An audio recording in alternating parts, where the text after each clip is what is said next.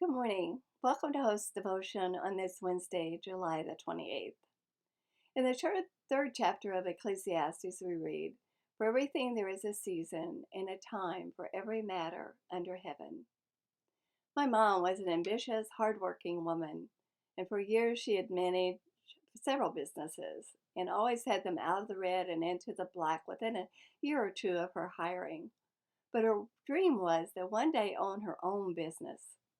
Well, a dress shop became available to purchase in the neighboring town, and she was ecstatic. Finally, her dream would come true. So she went to the bank that she had banked with for years to apply for the loan that she was sure that they would give her. They turned her down. She was devastated. The perfect plan. Why? Throughout the Bible, we read about God's time and timing being different than what we have learned or experienced or contemplated about time.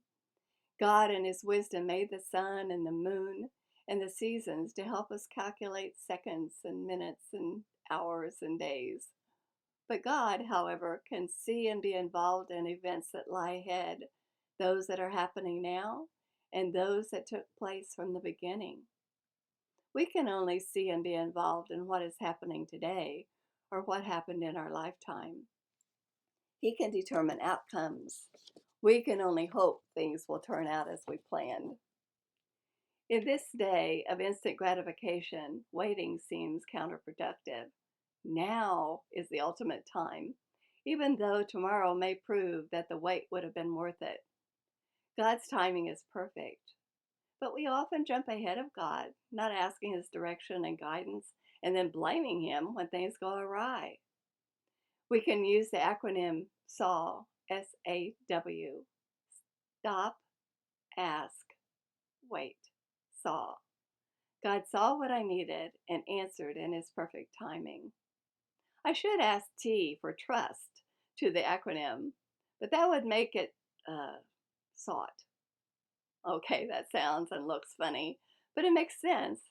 If one isn't trusting God for the outcome, the stopping, asking, and waiting are futile. Maybe SWAT is not so ridiculous after all.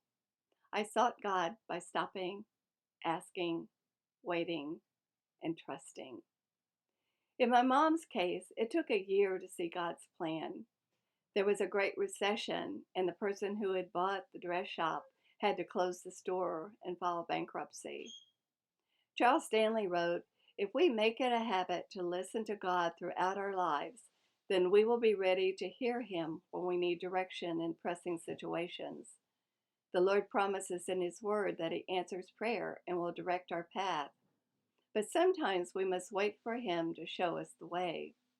Even though we may want the answer immediately, God in His omnipotence knows what is best for us, both now and tomorrow, because His perspective is eternal."